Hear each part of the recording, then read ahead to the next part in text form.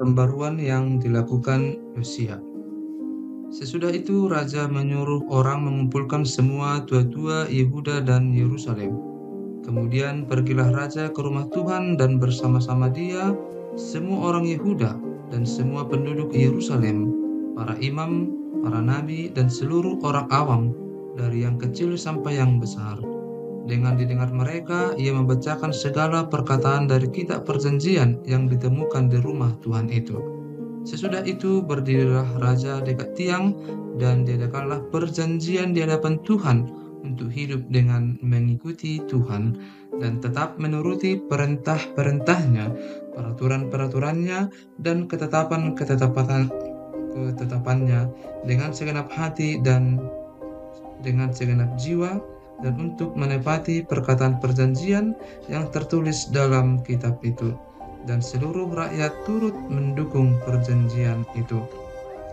Raja memberi perintah kepada imam besar Hilkia dan kepada para imam tingkat 2 dan kepada para penjaga pintu untuk mengeluarkan dari bait Tuhan segala perkakas yang telah dibuat untuk Baal dan Asyera dan untuk segala tentara langit. Lalu dibakarnyalah semuanya itu di luar kota Yerusalem di padang-padang Kidron, dan diangkutnyalah abunya ke Betel. Ia memberhentikan para imam dewa asing yang telah diangkat oleh raja-raja Yehuda untuk membakar korban di bukit pengorbanan di kota-kota Yehuda dan sekitar Yerusalem. Juga orang-orang yang membakar korban untuk Baal, untuk dewa matahari, untuk dewa bulan, untuk rasi-rasi bintang, dan untuk segenap tentara langit. Dibawanyalah tiang-tiang berhala dari rumah Tuhan keluar kota Yerusalem ke sungai Kidron, lalu dibakarnya di situ, dan ditumbuknya halus-halus menjadi abu. Kemudian dicampakkannya abunya ke atas kuburan rakyat jelata. Ia merobohkan petak-petak pelacuran bakti yang ada di rumah Tuhan, tempat orang-orang perempuan bertenun sarung untuk Asyera. Disuruhnyalah datang semua imam dari kota-kota Yehuda, lalu ia menajiskan bukit-bukit pengorbanan, tempat para imam itu membakar korban, dari Geba sampai Berseba.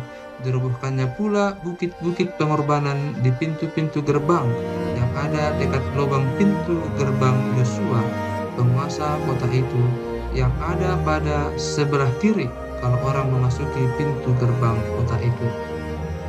Tetapi para imam bukit-bukit pengorbanan itu tidak boleh naik ke mezbah Tuhan di Yerusalem. Hanya mereka boleh memakan roti yang tidak beragi di tengah-tengah saudara-saudara mereka. Ia menajiskan juga Tofet yang ada di lembah Ben Hinnom, supaya jangan orang mempersembahkan anak-anaknya sebagai korban dalam api untuk dewa Molok. Dibuangnyalah kuda-kuda yang ditaruh oleh raja-raja Yehuda untuk dewa matahari di pintu masuk ke rumah Tuhan dekat bilik Natan Melek, pegawai istana yang tinggal di gedung samping. Juga kereta-kereta dewa matahari dibakarnya dengan api. Mesbah-mesbah yang ada di atas Sotoh, tempat peranginan Ahaz yang dibuat oleh raja-raja Yehuda, dan mesbah-mesbah yang dibuat Manasye di kedua pelataran rumah Tuhan dirobohkan oleh raja dan diremukkan di sana, lalu dicampakkannya abunya ke sungai Kidron. Bukit-bukit pengorbanan yang ada di sebelah timur Yerusalem, di sebelah selatan bukit kebusukan, dan yang didirikan oleh Salomo, raja Israel, untuk Asitoret, dewa kejijikan sembahan orang Sidon, dan untuk Kamos, dewa kejijikan sembahan Moab, dan untuk Milkom, dewa kekejian sembahan orang Amon, dinajiskan oleh raja. Ia memecahkan tugu-tugu berhala dan menebang tiang-tiang berhala, lalu ditimbuninya tempat-tempat itu penuh dengan tulang-tulang manusia. Juga mesbah yang ada di Betel, bukit pengorbanan yang dibuat oleh Yerobeam bin Nebat, yang mengakibatkan orang Israel berdosa, mesbah dan bukit pengorbanan itu pun dirobohkannya, dan batu-batunya dipecahkannya, lalu ditumbuknya halus-halus menjadi abu, dan dibakarnyalah tiang berhala. Dan ketika Yosia berpaling, dilihatnyalah kuburan-kuburan yang ada di gunung di sana, lalu menyuruh orang mengambil tulang-tulang dari kuburan-kuburan itu, membakarnya di atas mezbah dan menajiskannya. sesuai dengan firman Tuhan yang telah diserukan oleh abdi Allah yang telah menyerukan hal-hal ini. Ia berkata, "Apakah tanda keramat yang kulihat ini?" Lalu orang-orang di kota itu menjawab dia, "Itulah kuburan abdi Allah yang sudah datang dari Yehuda dan yang telah menyerukan segala hal yang telah kau lakukan terhadap mesbah Betel ini." Lalu katanya, "Biarkanlah itu, janganlah ada orang yang menjamah tulang-tulangnya." Jadi mereka tidak mengganggu tulang-tulangnya dan tulang-tulang nabi yang telah datang dari Samaria itu. Juga segala kuil di bukit-bukit pengorbanan yang di kota-kota Samaria yang dibuat oleh raja-raja Israel untuk menimbulkan sakit hati Tuhan dijauhkan oleh Yosia, dan dalam hal ini ia bertindak tepat seperti tindakannya di Betel. Ia menyembelih di atas mesbah-mesbah itu semua imam bukit-bukit pengorbanan yang ada di sana, dan dibakarnya tulang-tulang manusia di atasnya. Lalu pulanglah ia ke Yerusalem. Kemudian raja memberi perintah kepada seluruh bangsa itu, "Rayakanlah Paskah bagi Tuhan Allahmu, seperti yang tertulis dalam kitab perjanjian ini. Sebab tidak pernah lagi dirayakan Paskah seperti itu sejak zaman para hakim yang memerintah atas Israel dan sepanjang zaman raja-raja Israel dan raja-raja Yehuda. Tetapi barulah dalam tahun ke-18 zaman Yosia, Paskah ini dirayakan bagi Tuhan di Yerusalem. Para pemanggil arwah dan para pemanggil roh peramal, juga terafim, berhala-berhala, dan segala dewa kejijikan yang terlihat di tanah Yehuda dan di Yerusalem dihapuskan oleh Yosia dengan maksud menepati perkataan Taurat yang tertulis dalam kitab yang telah didapati oleh Imam Hilkia di rumah Tuhan. Sebelum dia tidak ada raja seperti dia yang berbalik kepada Tuhan dengan segenap hatinya, dengan segenap jiwanya, dan dengan segenap kekuatannya, sesuai dengan segala Taurat Musa, dan sesudah dia tidak ada bangkit lagi yang seperti dia. Tetapi Tuhan tidak beralih dari murkanya yang sangat bernyala-nyala itu, yang telah bangkit terhadap Yehuda oleh karena segala sakit hatinya yang ditimbulkan Manasye. Lalu berfirmanlah Tuhan, "Juga orang Yehuda akan kujauhkan dari hadapanku seperti aku menjauhkan orang Israel, dan aku akan membuang kota yang kupilih ini, yakni Yerusalem dan rumah ini, walaupun aku telah berfirman tentangnya, namaku akan tinggal di sana." Selebihnya dari riwayat Yosia dan segala yang dilakukannya, bukankah semuanya itu tertulis dalam kitab sejarah raja-raja Yehuda? Dalam zamannya itu, majulah Firaun Neko, raja Mesir, melawan raja Asyur di tepi sungai Efrat. Raja Yosia pergi menghadapi dia, tetapi Firaun membunuhnya di Megido segera sesudah ia melihatnya. Pegawai-pegawainya mengangkut mayatnya dengan kereta dari Megido dan membawanya ke Yerusalem. Kemudian mereka menguburkannya dalam kuburnya sendiri. Maka rakyat negeri itu menjemput Yoahas, anak Yosia, mengurapi dia dan mengangkat dia menjadi raja menggantikan ayahnya. Yoahas, raja Yehuda. Yoahas berumur 23 tahun pada waktu ia menjadi raja, dan 3 bulan lamanya ia memerintah di Yerusalem. Nama ibunya ialah Hamutal binti Yeremia dari Libna. Ia melakukan apa yang jahat di mata Tuhan, tepat seperti yang dilakukan oleh nenek moyangnya. Firaun Neko mengurung dia di Ribla di tanah Hamat, supaya jangan ia memerintah di Yerusalem. Lagi Firaun membebankan kepada negeri itu denda sebesar 100 talenta perak dan 10 talenta emas. Firaun Neko mengangkat Eliakim, anak Yosia, menjadi raja menggantikan Yosia, ayahnya, dan menukar namanya dengan Yoyakim. Tetapi Yoahas dibawanya. Yoahas tiba di Mesir dan mati di sana. Yoyakim memberi emas dan perak itu kepada Firaun, tetapi ia menarik pajak dari negeri supaya dapat memberi uang itu sesuai dengan titah Firaun. Ia menagih emas dan perak itu dari rakyat negeri, dan setiap orang menurut jumlah ketetapan pajaknya untuk memberikannya kepada Firaun Neko. Yoyakim, Raja Yehuda. Yoyakim berumur 25 tahun pada waktu ia menjadi raja, dan 11 tahun lamanya ia memerintah di Yerusalem. Nama ibunya ialah Zebuda binti Pedaya dari Ruma. Ia melakukan apa yang jahat di mata Tuhan, tepat seperti yang dilakukan oleh nenek moyangnya. Dalam zamannya, majulah berperang Nebukadnezar, Raja Babel, lalu Yoyakim menjadi takluk kepadanya 3 tahun lamanya. Tetapi kemudian Yoyakim berbalik dan memberontak terhadap dia. Tuhan menyuruh gerombolan-gerombolan Kasdim, gerombolan-gerombolan Aram, gerombolan-gerombolan Moab, dan gerombolan-gerombolan Bani Amon melawan Yoyakim. Ia menyuruh mereka melawan Yehuda untuk membinasakannya sesuai dengan firman Tuhan yang diucapkannya dengan perantaraan para hambanya, yaitu para nabi. Sungguh, hal itu terjadi kepada Yehuda sesuai dengan titah Tuhan untuk menjauhkan mereka dari hadapannya oleh karena dosa-dosa Manasye setimpal dengan segala yang dilakukannya, dan juga oleh karena darah orang yang tidak bersalah yang telah ditumpahkannya, sebab ia telah membuat Yerusalem penuh dengan darah orang yang tidak bersalah, dan Tuhan tidak mau mengampuninya.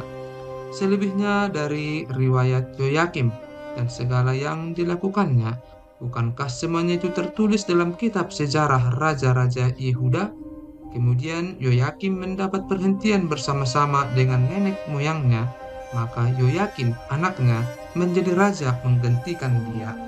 Raja Mesir tidak lagi keluar berperang dari negerinya, sebab Raja Babel telah merebut segala yang termasuk wilayah Raja Mesir, mulai dari sungai Mesir sampai ke sungai Efrat. Yoyakim, Raja Yehuda. Yoyakim berumur 18 tahun pada waktu ia menjadi raja, dan 3 bulan lamanya ia memerintah di Yerusalem. Nama ibunya ialah Nehusta binti Elnatan dari Yerusalem.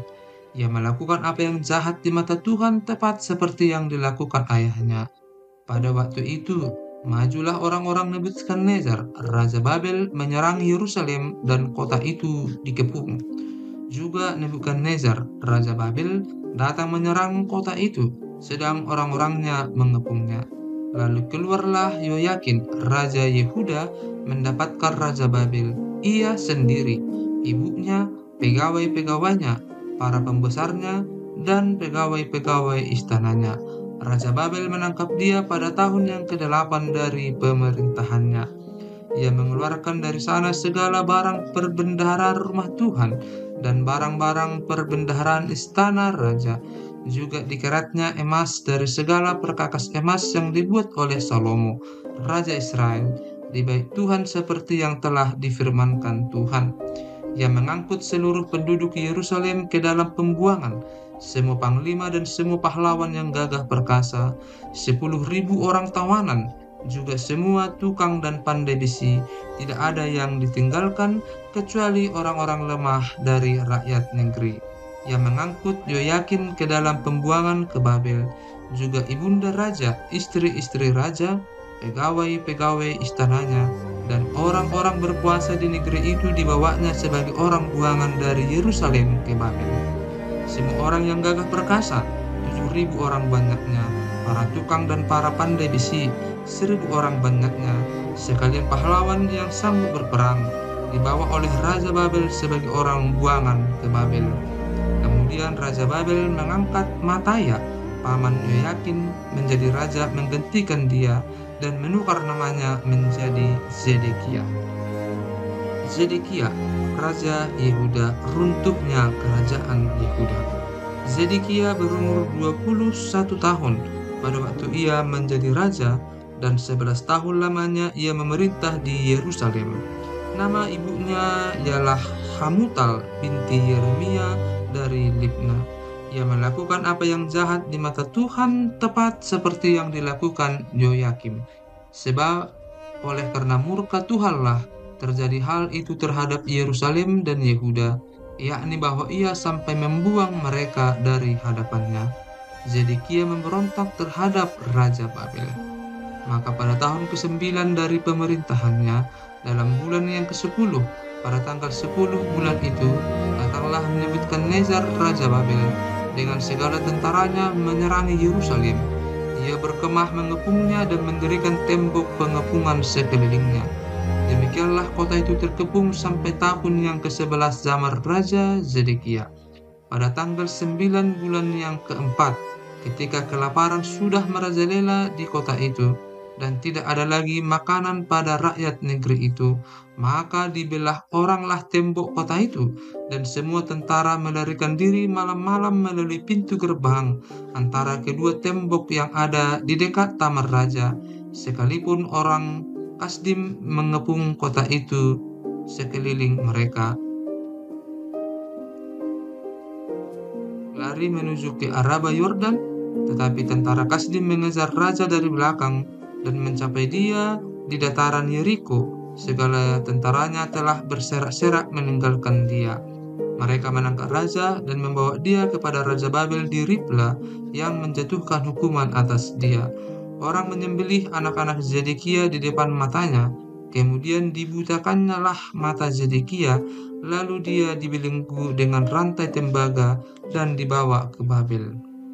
Dalam bulan yang kelima, pada tanggal 7 bulan itu, itulah tahun ke-19 zaman Nebukadnezar Raja Babel, datanglah Nebuzaradan, kepala pasukan pengawal pegawai Raja Babel ke Yerusalem. Ia membakar rumah Tuhan, rumah raja, dan semua rumah di Yerusalem. Semua rumah orang-orang besar dibakarnya dengan api. Tembok sekeliling kota Yerusalem dirobohkan oleh semua tentara Kasdim yang ada bersama-sama dengan kepala pasukan pengawal itu. Sisa-sisa rakyat yang masih tinggal di kota itu, dan para pembelot yang menyeberang ke pihak Raja Babel, dan sisa-sisa khalayak ramai diangkut ke dalam pembuangan oleh Nebuzaradan, kepala pasukan pengawal itu. Hanya beberapa orang miskin dari negeri itu ditinggalkan oleh kepala pasukan pengawal itu untuk menjadi tukang-tukang kebun anggur dan peladang-peladang. Juga tiang-tiang tembaga yang ada di rumah Tuhan dan kereta penopang dan laut tembaga yang ada di rumah Tuhan dipecahkan oleh orang Kasdim dan tembaganya diangkut mereka ke Babel. Kuali-kuali, penyodok-penyodok, pisau-pisau, dan cawan-cawan, dan segala perkakas tembaga yang dipakai untuk menyelenggarakan kebaktian diambil mereka, juga perbaraan-perbaraan dan bokor-bokor penyiraman, baik segala yang dari emas maupun segala yang dari perak, diambil oleh kepala pasukan pengawal itu. Adapun kedua tiang laut yang satu itu, kereta penopang yang dibuat oleh Salomo untuk rumah Tuhan, tiada tertimbang tembaga segala perkakas ini. 18 hasta tingginya tiang yang satu, dan di atasnya ada ganja dari tembaga. Tinggi ganja itu 3 hasta, dan jala-jala dan buah-buah delima ada di atas ganja itu sekeliling. Semuanya itu tembaga. Dan seperti itu juga tiang yang kedua disertai jala-jala. Lalu kepala pasukan pengawal itu menangkap Seraya, imam kepala, dan Zefannya, imam tingkat 2 dan ketiga orang penjaga pintu. Dari kota itu ditangkapnya seorang pegawai istana yang diangkat mengepalai tentara, dan 5 orang pelayan pribadi raja yang terdapat di kota itu, dan panitra panglima tentara yang mengerahkan rakyat negeri itu menjadi tentara, dan 60 orang dari rakyat negeri yang terdapat di kota itu. Nebuzaradan, kepala pasukan pengawal, menangkap mereka dan membawa mereka kepada Raja Babel di Ribla. Lalu Raja Babel menyuruh membunuh mereka di Ribla di tanah Hamat. Demikianlah orang Yehuda diangkut ke dalam pembuangan dari tanahnya. Gedalia menjadi gubernur dan dibunuh. Tentang rakyat yang masih tinggal di tanah Yehuda yang ditinggalkan oleh Nebukadnezar Raja Babel, diangkatnya lah atas mereka Gedalia bin Ahikam bin Safan. Ketika semua panglima tentara dengan orang-orangnya mendengar bahwa Raja Babel telah mengangkat Gedalia, maka pergilah mereka kepada Gedalia ke Mispa, yaitu Ismail bin Netanya, Yohanan bin Kareah, Seraya bin Tanhumet, orang Netopa itu, dan Yaazaya, anak seorang Maaka, bersama dengan anak buahnya. Lalu bersumpahlah Gedalia kepada mereka dan anak buah mereka, katanya kepada mereka, "Janganlah kamu takut terhadap pegawai-pegawai orang Kasdim itu. Tinggallah di negeri ini dan takluklah kepada Raja Babel, maka keadaanmu akan menjadi baik." Tetapi dalam bulan yang ketujuh, datanglah Ismail bin Netanya bin Elisama, seorang yang asalnya dari keturunan raja, dan 10 orang bersama-sama dengan dia. Mereka membunuh Gedalia dan orang-orang Yehuda dan orang-orang Kasdim yang ada bersama-sama dengan dia di Mispa. Maka bangkitlah seluruh rakyat, dari yang kecil sampai yang besar, serta panglima-panglima tentara, lalu larilah mereka ke Mesir, sebab mereka takut terhadap orang Kasdim itu. Yoyakin dikasihani. Kemudian dalam tahun ke-37 sesudah Yoyakin, Raja Yehuda dibuang. Dalam bulan yang ke-12 pada tanggal 27 bulan itu, maka Ewil Merodak, Raja Babel, dalam tahun ia menjadi raja, menunjukkan belas kasihannya kepada Yoyakin, Raja Yehuda, dengan melepaskannya dari penjara. Ewil Merodak berbicara baik-baik dengan dia dan memberi kedudukan kepadanya lebih tinggi daripada kedudukan raja-raja yang bersama-sama dengan dia di Babel. Ia boleh mengganti pakaian penjaranya dan boleh selalu makan roti di hadapan raja selama hidupnya. Dan tentang belanjanya, raja selalu memberikannya kepadanya sekadar yang perlu tiap-tiap hari selama hidupnya.